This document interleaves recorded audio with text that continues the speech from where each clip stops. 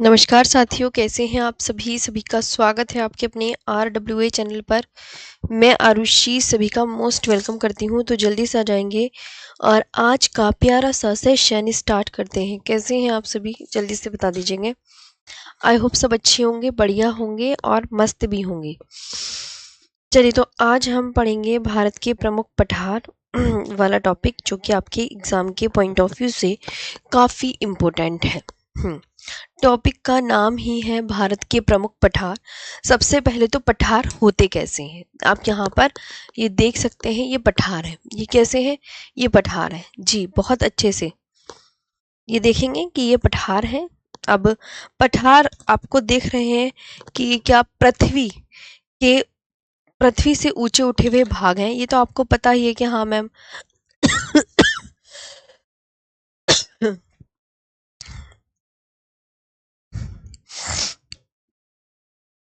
पृथ्वी से ऊंचे उठे हुए पठार है।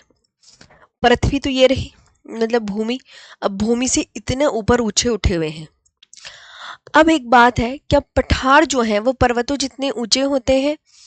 तो आप बोलोगे मैम पठार जो है,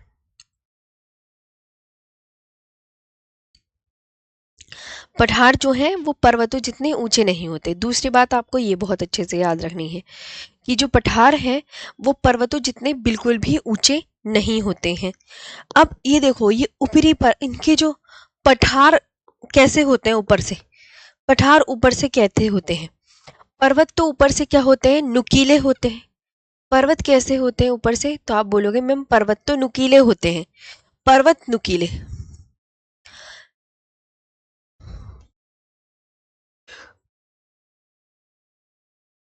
लेकिन वही पठार कैसे होते हैं? तो पठार आप बोलोगे बिल्कुल ऊपरी सतह कैसी है इनकी? ऊपरी सतह सपाट। इनकी ऊपरी सतह कैसी है? तो आप बोलोगे मैम ऊपरी सतह इन्हें बिल्कुल सपाट दिखती है, नुकीली हमें नहीं दिख रही है। ये आपको बहुत अच्छे से याद रखना है।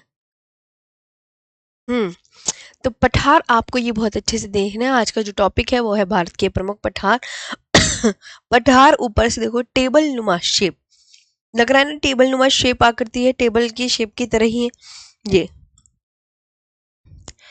हाँ, मैंने माइक ठीक करा लिया है तो आवाज सही ही होगी। तो यहाँ पर ये देखेंगे, अब ये समझ में आया। पर मैंने कहा पृथ्वी से ऊंचे उठे भाग हैं पठार, पर्वतों जितने नहीं होते। पूरी धरती पर 33% भाग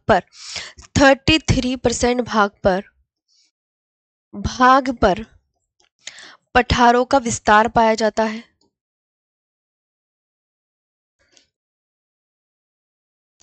33% भाग पर, कितने परसेंट भाग पर पठारों का विस्तार पाया जाता है? आप मुझे कमेंट सेक्शन में बताइए। तो आप बोलोगे मैम 33% पर पठारों का विस्तार पाया जाता है। ये बात याद रखेंगे। और याद रखेंगे कि ऊपरी भाग चौड़ा और सपाट है। सागर तल से ऊंचाई लगभग 600 मीटर है। अगर बात करें सागर तल से ऊंचाई, सागर तल से ऊंचाई लगभग 600 मीटर है। सागर तल से ऊंचाई कितनी है? तो सागर तल से ऊंचाई लगभग 600 मीटर है। कितनी है? 600 मीटर है। ये आपको बहुत अच्छे से ध्यान रखना है। आगे बढ़े। चलिए, तो इतना आपको मैंने पठार के विषय में समझाया। पठार को इंग्लिश में बोलते हैं प्लेटू।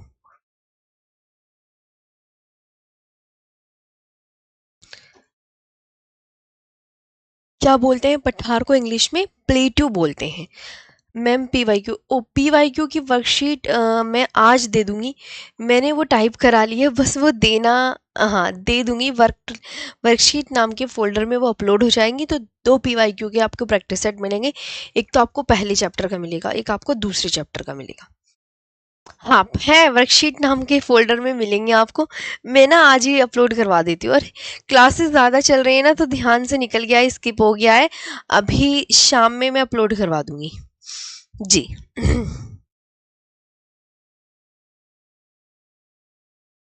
कहीं कहीं पर देखो, कहीं कहीं पर 33% भूभाग पर मिलते हैं, कहीं कहीं 27.7% भूभाग पर। तो ये आंकड़ा 27, आप 27% से आंकड़े या 33% आंकड़ा, ये बुक में अलग अलग रहता है। तो हम भी इतनी बुक्स पढ़ते रहते हैं तो सब जगह अलग अलग लिखा होता है, तो इतना है। नहीं नहीं, आज मैं पक्का प्रॉमिस करवा दूंगी, सच्ची कसम से। मैंने टाइप वाइप सब करवा ली है, वो ना बस मैं वर्कशीट नाम के फोल्डर से आपको मिल जाएगी, पक्का प्रॉमिस। और जो पीवाईक्यू, ये हमारे पीवाईक्यू तो चलो मैं आज अपलोड करवा दूंगी। पीवाईक्यू आज हो जाएंगे सारे। रेलवे एनटीपीसी की जितने भी प्रीवियस ईयर क्वेश्चन है सब मैं आपको पहले चैप्टर के अलग और दूसरे चैप्टर के अलग, 2 चैप्टर के दूंगी। ये हो जाएंगे और ये सब क्वेश्चन होंगे उसमें, चोटियों के, दर्रों के, जितने भी प्रायद्वीपीय भारत है, हिमालय के संबंध में सब क्वेश्चन मिलेंगे आपको। कम से कम मुझे लगता है 40-40, 50-50 क्वेश्चन है एक एक फोल्डर में, क्योंकि टाइप हो गया है ना तो मुझे पता चल गया है। और इसके बाद ना जब ये पूरा हो जाएगा तो एक निचोड़ वाला जो क्रक्स मैं बताती हूँ ना, वन लाइनर वाला, तो वो वन लाइनर वाला भी दूंगी। हाँ, वन लाइनर का भी दूंगी, सब दूंगी भाई। ये फाउंडेशन बैच है तो इसमें तो बहुत अच्छे से चीजें करनी पड़ेंगी। तो देखो, अब यहाँ पर ये ध्यान रखेंगे जी, भारत के प्रमुख पठार। देखो अब पढ़ो ध्यान से।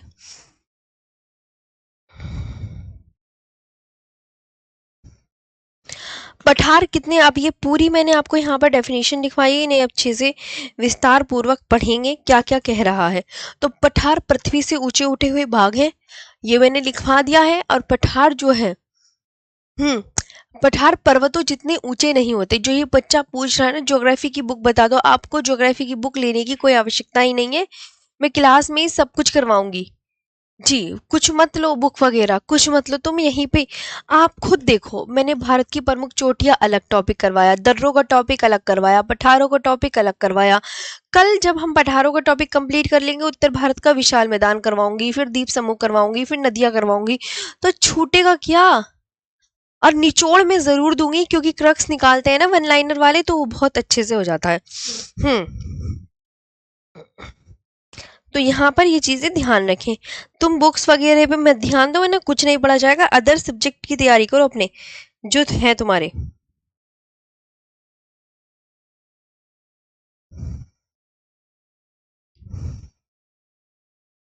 हम्म तो अब ये पूरी धरती पर 33% भाग पर पठारों का विस्तार है, पूरी धरती पर। पूरी धरती पर बोली, 33% भाग पर पठारों का विस्तार है पूरी धरती पर। और भारत में बात करें तो भारत में 27.7% भूभाग पर पठार पाए जाते हैं। भारत की मैं बात करूं तो भारत में पाए जाते हैं, पूरी धरती पर तो बताओगे 33% भाग पर। अगर मैं कहूं कि भारत में कितने परसेंट पठारों का विस्तार पाया जाता है भारत में, तो भारत में 27.7% भूभाग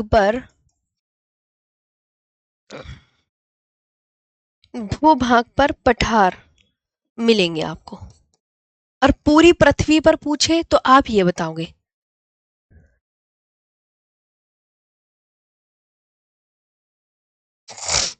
ठीक है,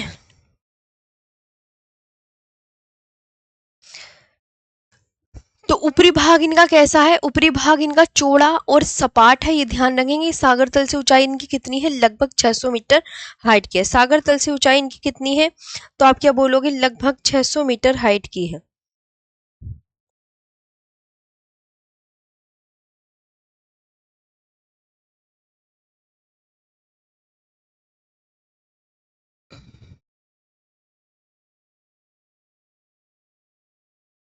सागर तल से ऊंचाई कितनी है, 600 मीटर हाइट की है।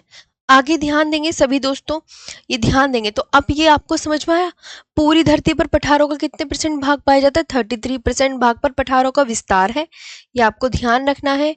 और अगर भारत में पूछे तो भारत में 27.7% भूभाग पर पठारों का विस्तार पाया जाता है। हाँ जी ऋषिकेश दी, पूरा चैप्टर होने के बाद ही देंगे, आपको मिल जाएंगे सारे क्वेश्चन, आप बेफिक्र रहें। और ऊपरी भाग इनका कैसा है, चौड़ा और सपाट है। और सागर तल से ऊंचाई कितनी है, 600 मीटर हाइट की है। पठार, अब जो पठार है ध्यान दें, एक और डेफिनेशन है आप सबके लिए कि पठार एक ऐसा भूभाग है जो आसपास की जमीन से ऊंचा होता है। जो आसपास की जमीन से। आपने मैंने यहाँ पर देखो, मैं आपको पठार का मैप भी दिखा चुकी हूँ, इसमें लिखा है जो आसपास की जमीन से क्या होता है। आप बोलोगे मैम हाँ सही कह रहे हो, जो आसपास की जमीन से ऊंचा होता है, लेकिन जिसकी ऊपरी सतह क्या होती है, इसकी ऊपरी सतह सपाट होती है। सपाट कैसे, जैसे कि एक टेबल। और इसे अंग्रेजी में ना टेबल लैंड भी कहते हैं, इसे अंग्रेजी में क्या कहते हैं, टेबल लैंड भी कहते हैं। ये बात ध्यान रखेंगे, टेबल लैंड। और यह एक ऐसी भू आकृति है जिसके किनारों पर अक्सर क्या होते हैं, ढलान होते हैं, जिसके किनारों पर अक्सर ढलानें होती हैं। तो देखिए अब मैं ये डेफिनेशन आपको यहाँ पर दिखा रही हूँ, ये भी। तो अब ये देखो, तो पठार आपको पता चल गया ना कि आसपास की जमीन से क्या होगा, पठार ऊंचा। और इसकी ऊपरी सतह कैसी होगी, मुझे कमेंट सेक्शन में बताओ पठार की ऊपरी सतह कैसी होगी। जो मैं पढ़ा रही हूँ वो याद करना है क्लास में। इसकी ऊपरी सतह कैसी होगी, नुकीली या सपाट। तो आप क्या बोलोगे, नुकीली नहीं होगी मैम, सपाट होगी।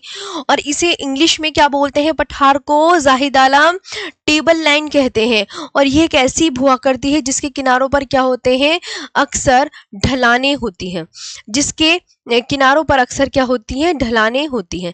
ये भी आपको बहुत अच्छे से याद रखना है।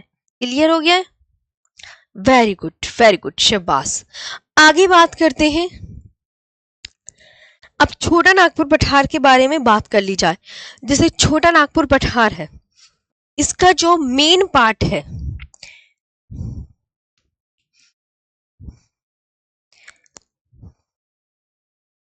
बताओ छोटा नागपुर पठार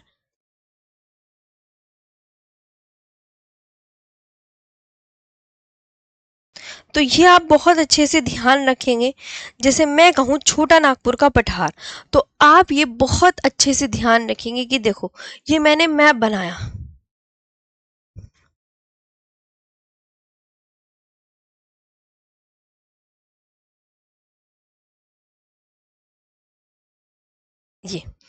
ये है। तो आप बोलोगे मैम ये छोटा नागपुर का पठार है, ये झारखंड है। सबसे पहली बात तो ये झारखंड है।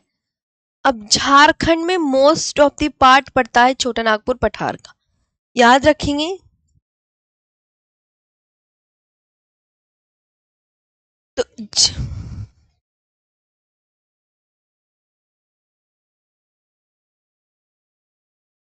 ठीक है, यहां तक समझ में आया।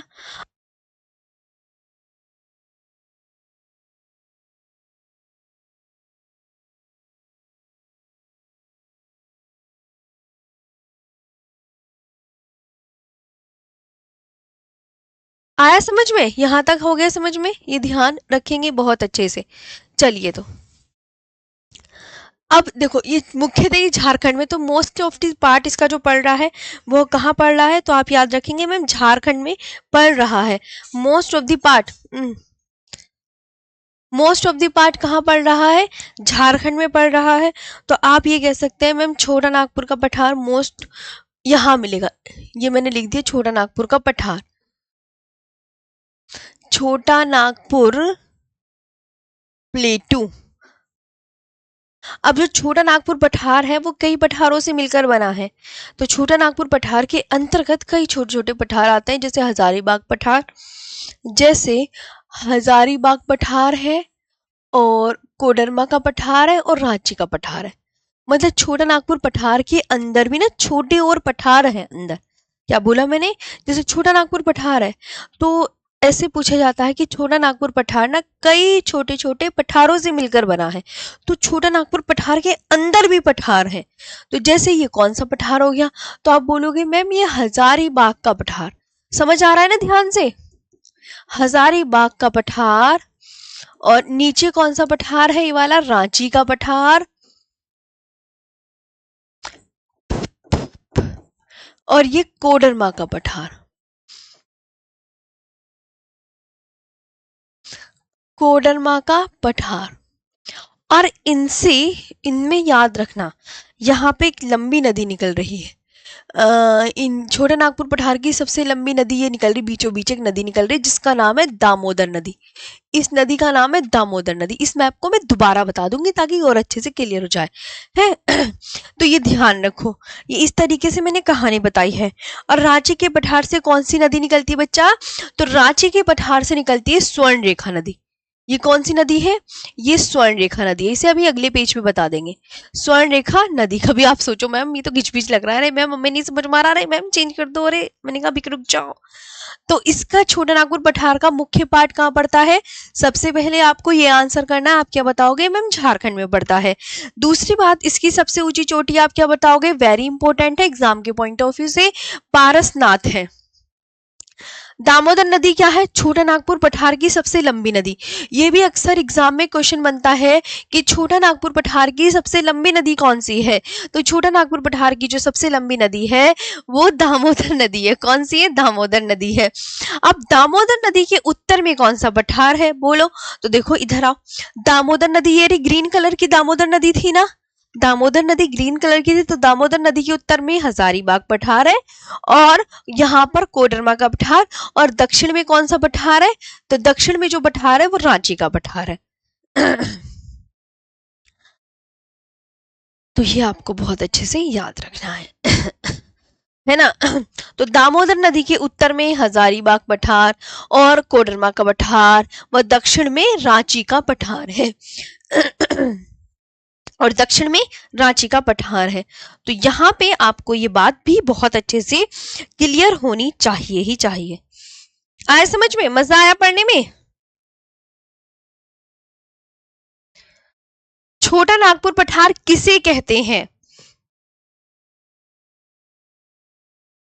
तो ये आया समझ, छोटा नागपुर पठार जो है। और आपको पता है छोटा नागपुर पठार आपको मिलेगा कहां पर? पूर्वी में, पश्चिम में? हाँ मैम एक अच्छे मैप में समझा दीजिए। जी बिल्कुल मैम अच्छे मैप में समझा दूंगी।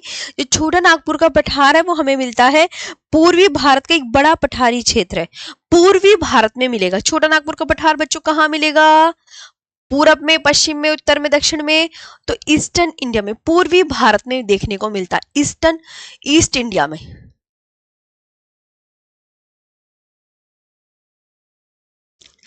ईस्ट इंडिया में मिलेगा, ये आपको ध्यान रखना है।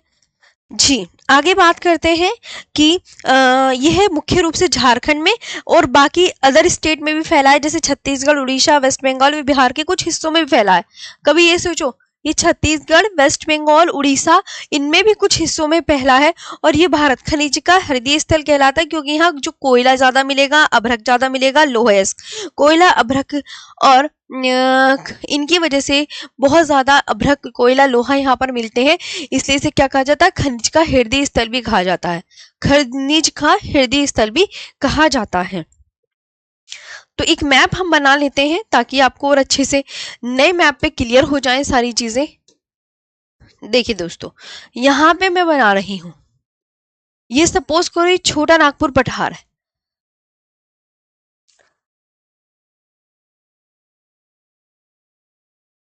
ये छोटा नागपुर पठार है।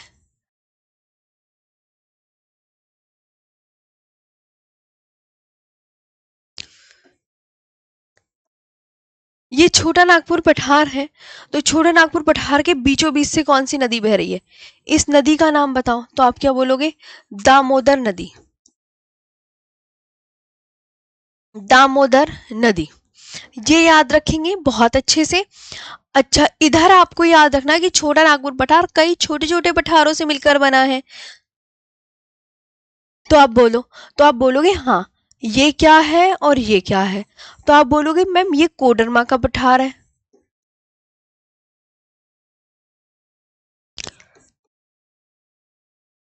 और ये, ना गलत लिख दिया,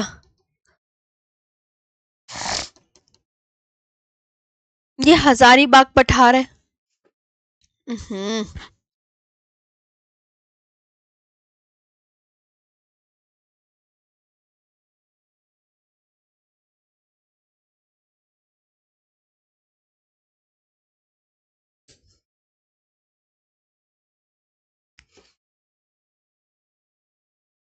हजारीबाग पठार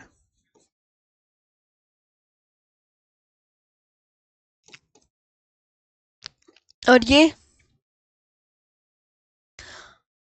कोडरमा का पठार,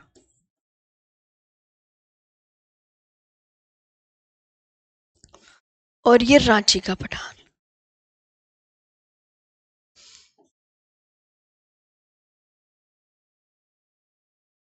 हम्म छोटा नागपुर पठार के बीचों बीच से दामोदर नदी बहती है, और रांची के पठार से कौन सी नदी निकलती है? तो आप बोलोगे मैम स्वर्ण रेखा नदी निकलती है।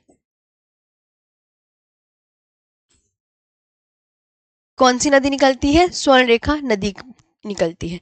ये आपको बहुत अच्छे से याद रखना है। इसके बाद आपको जो याद रखना है, देखिए आगे बात करते हैं। छोटा नागपुर जो पठार है, इसमें क्या क्या मिलेगा सबको अच्छे से याद रखना है। इसमें तीन चीजें, लोहयस्क, कोयला और अभ्रक और बॉक्साइट, कुछ और याद करना ही नहीं। खनिजों की दृष्टि से काफी संपन्न है, इसलिए खनिजों का हृदय स्थल भी कहा जाता है।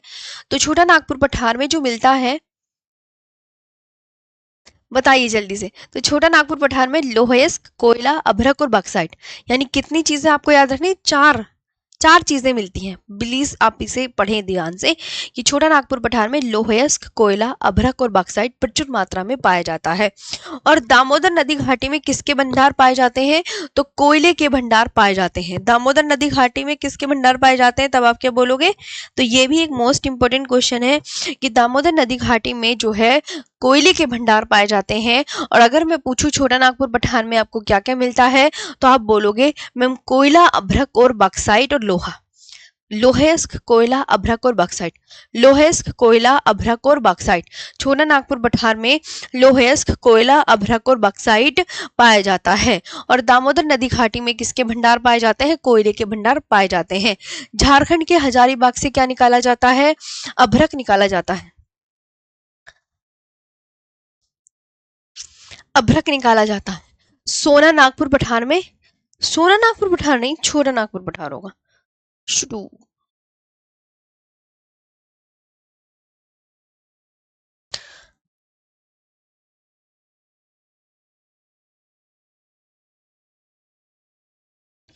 यहाँ पे ये ध्यान देंगे, छोटा नागपुर पठार में क्या नहीं पाया जाता? तो याद रखना छोटा नागपुर पठार में सोना नहीं मिलता। और मिलता क्या है? चार चीजें मिलती हैं, लोहेस्क, कोयला, अभ्रक और बॉक्साइट। लोहेस्क, कोयला, अभ्रक और बॉक्साइट, ये आपको बहुत अच्छे से याद रखना है। लोहेस्क, कोयला, अभ्रक और बॉक्साइट, ये मिलता ही मिलता है। ये मिलता ही मिलता है, लोहेस्क, कोयला, अभ्रक और बॉक्साइट। और क्या नहीं मिलता? तो सोना नहीं पाया जाता। ये दिमाग में फिट करने वाली बातें हैं, ये कभी गलत नहीं होगा। तो दामोदर नदी जो है छोटा नागपुर पठार की सबसे लंबी नदी है, छोटा नागपुर पठार की सबसे ऊंची। सीएनपी का फुल फॉर्म क्या है? अरे भैया छोटा नागपुर पठार है भैया। छोटा नागपुर पठार है, तुम्हें मैंने क्या छोट में लिखवा दी, छोटा नागपुर पठार है।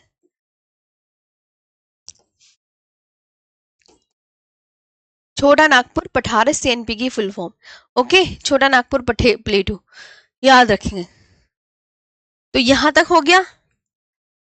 नदी घाटियों में पाया जाता है नेहा मौर्य कोयला। तुम्हें पता है करोड़ों वर्षों में जो सड़ी गली बनी वनस्पति है लाखों वर्षों तक अंदर दबी रहती है पृथ्वी के, तब बनता है कोयला। ऐसे थोड़ी बन जाता है कि एकदम।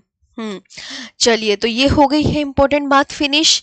इसके बाद आता है, तो छोटा नागपुर पठार आपका यहाँ पर बहुत अच्छे से कंप्लीट हो गया है, कुछ भी नहीं बचा है। हम्म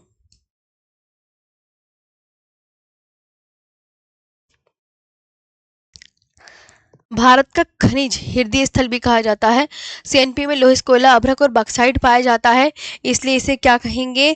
तो आप बोलोगे जिस कारण से भारत का खनिज हृदय स्थल भी कहा जाता है। भारत का खनिज हृदय स्थल भी कहा जाता है। भारत का, भारत का खनिज हृदय स्थल भी कहा जाता है। भारत का खनिज हृदय स्थल भी कहा जाता है। हाँ, ये हो गया।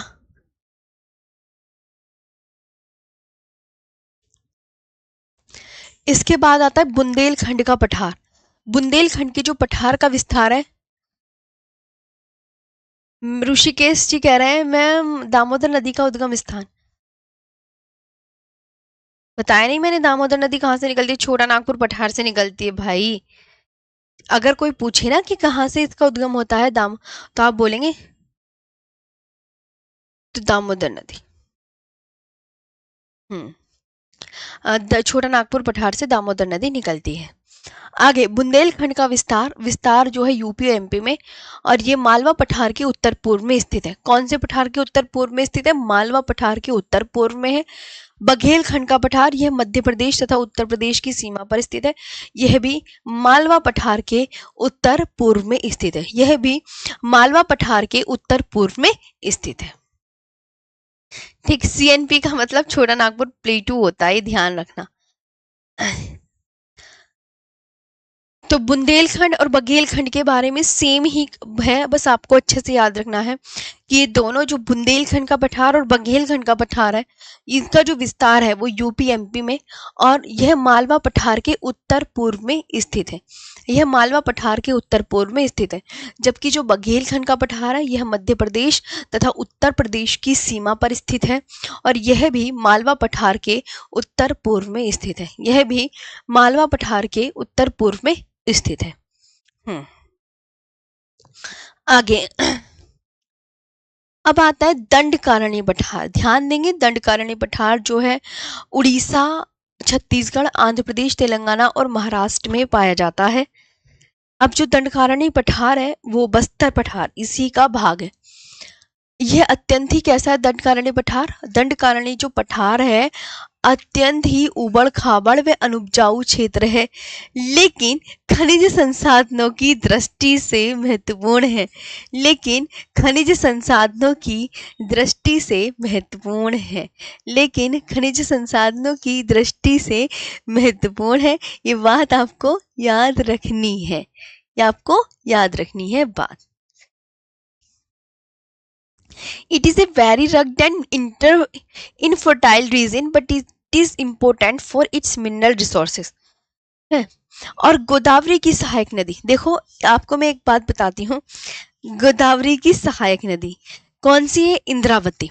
तो जो इंद्रावती नदी है ना, वो गोदावरी की सबसे लंबी सहायक नदी भी है। गोदावरी की सबसे लंबी सहायक नदी इंद्रावती है। तो इंद्रावती नदी का उद्गम भी इसी क्षेत्र से होता है। कहने का मतलब है कि इंद्रावती नदी जो है वो कहाँ से निकल रही है? दंडकारण्य पठार से निकल रही है। दंडकारण्य पठार से निकल रही है। ये आपको ध्यान रखना है कि जो इंद्रावती नदी का उद्गम है वो कहाँ से होता है? दंडकारण्य पठार से।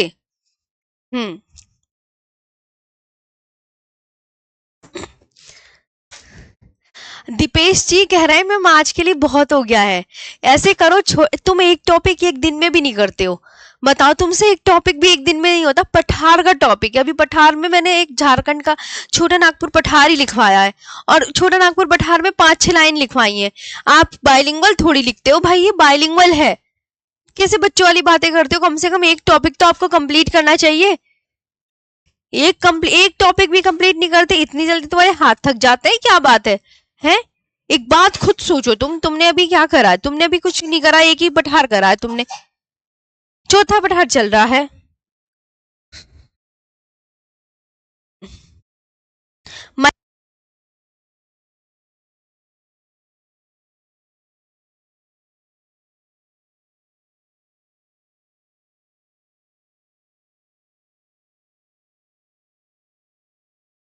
बच्चों 5 मिनट रुको, मेरी बेटी ने उल्टी कर दी। 5 मिनट, कभी ठंड लग गई प्लीज।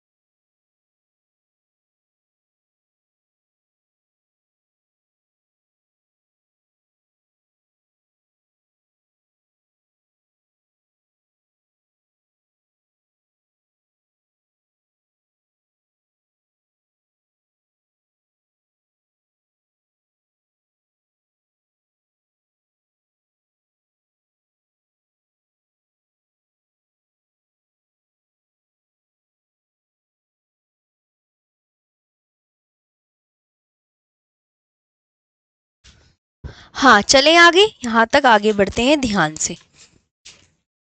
बंद कर दो गेट। चलिए। हम्म। हाँ जी, तो मैंने बताया कि जो आपको यहाँ पर ये ध्यान रखना है, इंद्रावती नदी का, गोदावरी की सहायक नदी इंद्रावती नदी का उद्गम इसी क्षेत्र से होता है। गोदावरी की सहायक नदी इंद्रावती नदी का उद्गम इसी क्षेत्र से होता है। गोदावरी की सहायक नदी इंद्रावती नदी का उद्गम इसी क्षेत्र से होता है। ये भी आपको याद रखना है, इंद्रावती नदी का। तो इंद्रावती नदी कहाँ से निकलती है? दंडकारण्य पठार से निकलती है। दंडकारण्य पठार से निकलती है। ये आपको बहुत अच्छे से याद रखना है कि इंद्रावती नदी। चलें आगे।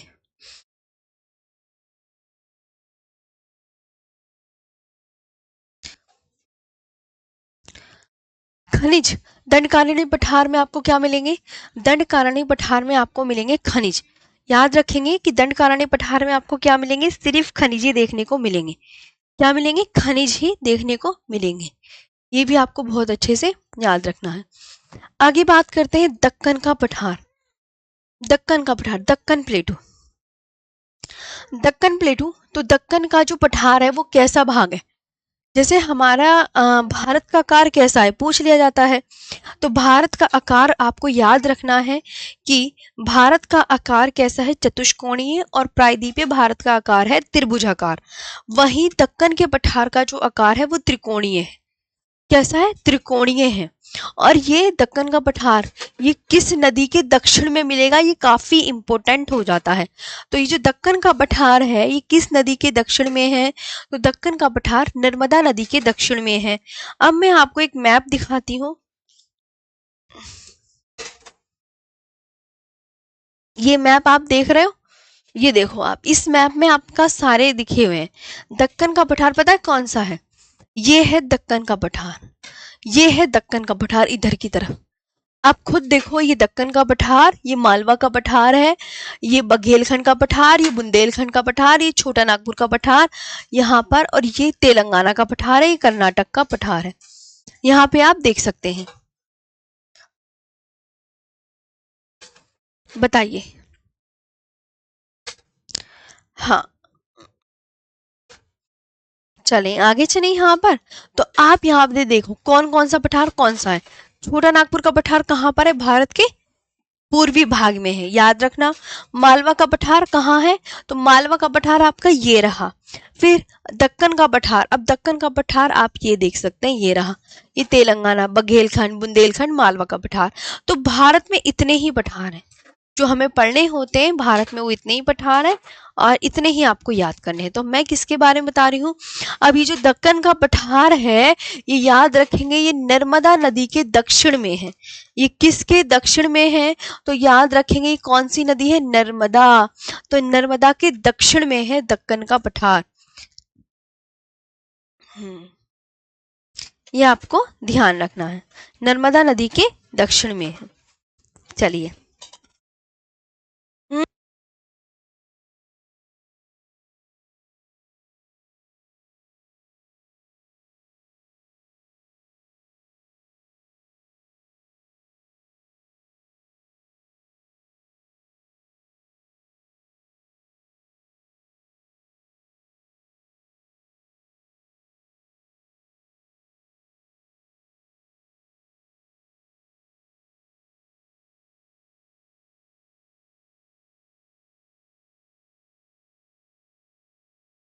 हम्म। तो अब आपने ये देखा।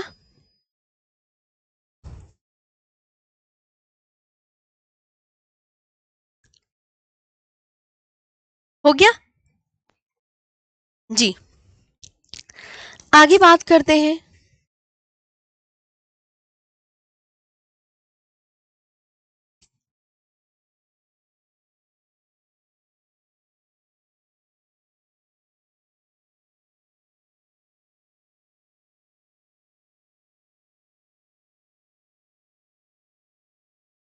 हम्म।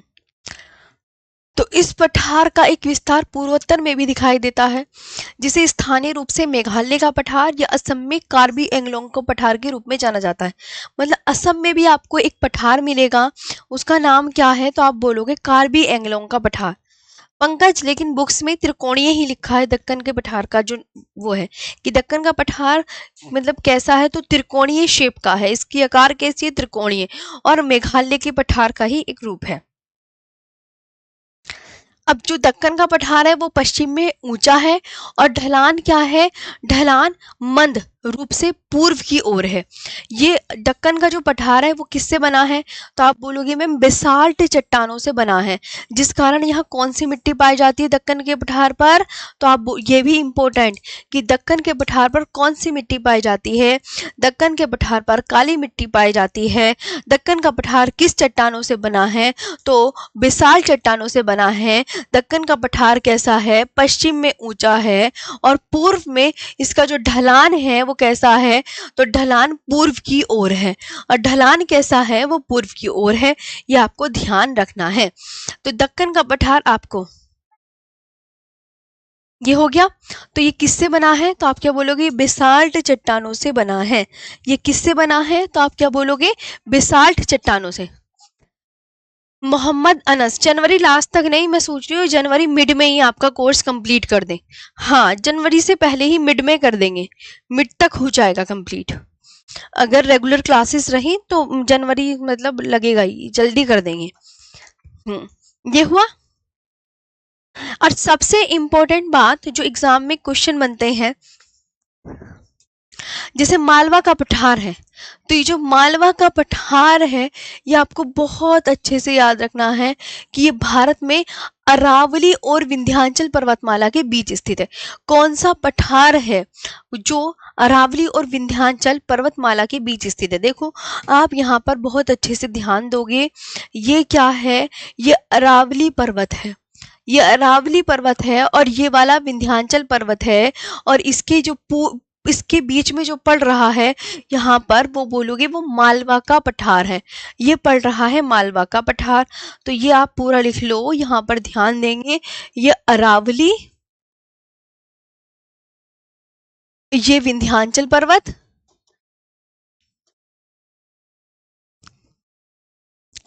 और इसके जो बीच में है वो आपको बहुत अच्छे से याद रखना है, ये मालवा का पठार है। कौन सा पठार है, मालवा का पठार। वो कौन सा पठार है बच्चा, मालवा का पठार। तो ये भी एक इम्पोर्टेंट क्वेश्चन है, ये वाला ये बनता ही बनता है एग्जाम में, वेरी इंपॉर्टेंट, ये आपको ध्यान रखना है, वेरी इंपॉर्टेंट, कि मालवा का जो पठार है, मालवा का जो पठार है वो अरावली और विंध्याचल पर्वतमाला के बीच में स्थित है। ये हो गया, ये आपका इंपॉर्टेंट है। अब मारवाड़ का पठार, मारवाड़ का जो पठार है वो राजस्थान के पश्चिमी भाग में स्थित है। मारवाड़ का पठार कहाँ मिलेगा तो आप बोलोगे मारवाड़ का पठार राजस्थान के पश्चिमी भाग में, राजस्थान के पश्चिम भाग में मारवाड़ का पठार मिलेगा। हजारीबाग पठार और रांची के पठार के बीच से कौन सी नदी बहती है तो तुम सबको पता ही है, बार बार मैंने मैप में भी बता दी, कि मैप में बताई है ना मैंने सबको, मैप में बताई है ना, हजारीबाग पठार और रांची के पठार से कौन सी नदी बहती है, जिसपे मैं अंडरलाइन करती हूँ वो काफी इंपॉर्टेंट है, वो याद कर लिया करो। हम्म तो आप बोलोगे हजारीबाग पठार और रांची के पठार से दामोदर नदी बहती है।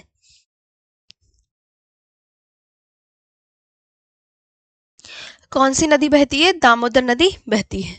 हो गया, पहले इतना देख लो आराम से, तो आज हम पठार भी अपने कंप्लीट कर लेंगे।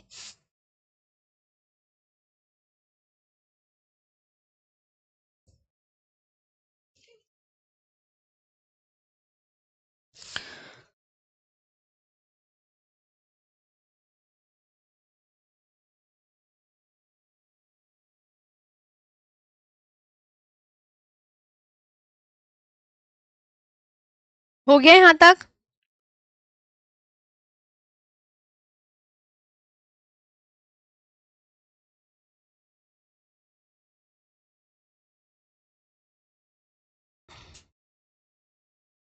चलो यहाँ तक समझ में आया।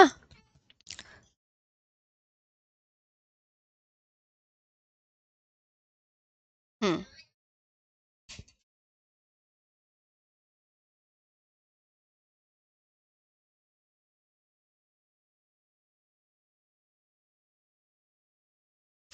आप ध्यान देंगे यहाँ पर मरुस्थल के बारे में और जान लो बस।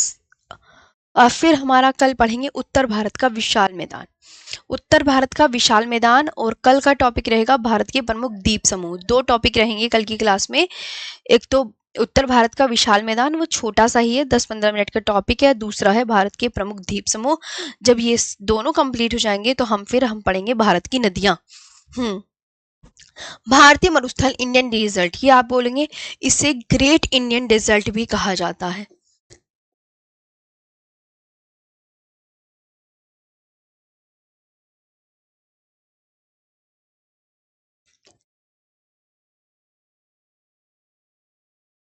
25 सेंटीमीटर वार्षिक वर्षा है उससे कम वर्षा वाले क्षेत्र को मरुस्थल की श्रेणी में रखा जाता है।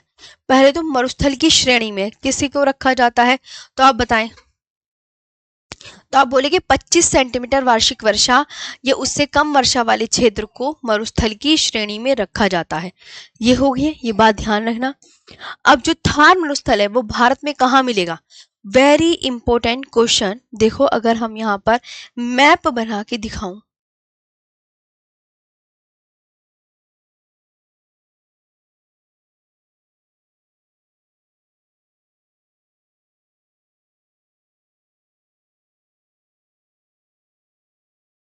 तो थार मरुस्थल आपको मिलेगा यहाँ। ये है थार मरुस्थल।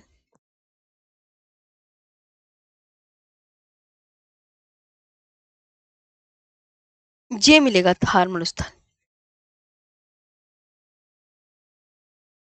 तो थार मरुस्थल है किस दिशा में? तो आप बोलोगे मैम थार मरुस्थल वाकई में उत्तर पश्चिम में है। थार मरुस्थल कहाँ पर है? तो आप क्या बोलोगे? मैम थार मरुस्थल उत्तर पश्चिम में है। तो थार मरुस्थल आपको याद रखना है कि अरावली पहाड़ियों के कहाँ मिलेगा?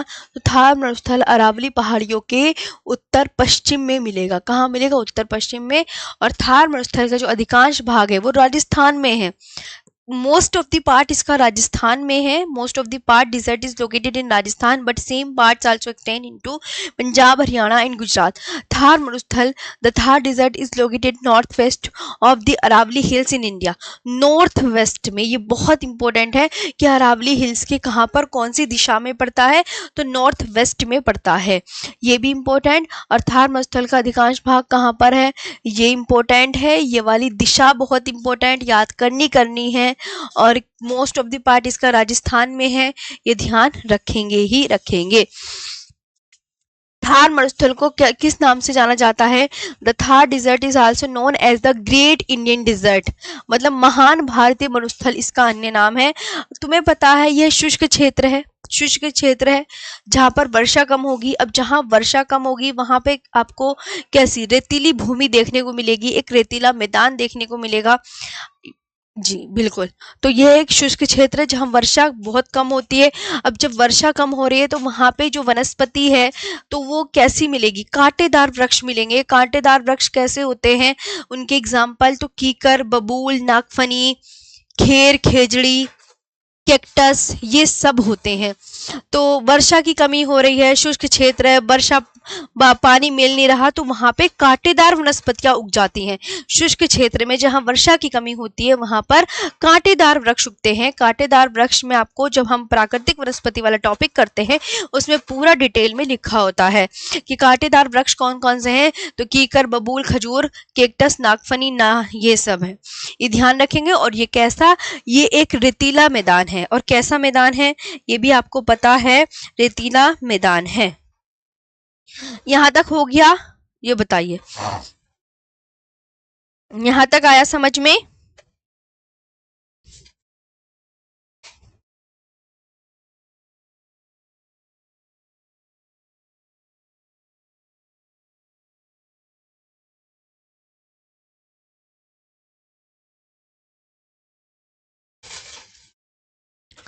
तो ये आपका पूरा हो गया है एक टॉपिक।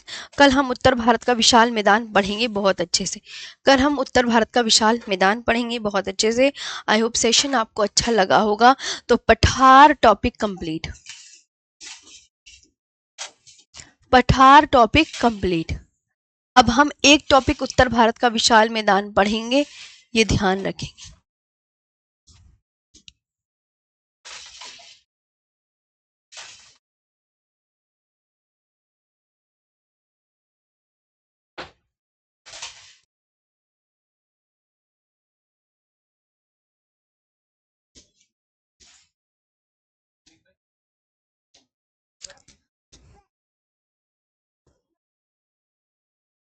ठीक है, हाँ पीवाई को दे दूंगी। आज के लिए इतना ही। चलो, थैंक यू सो मच।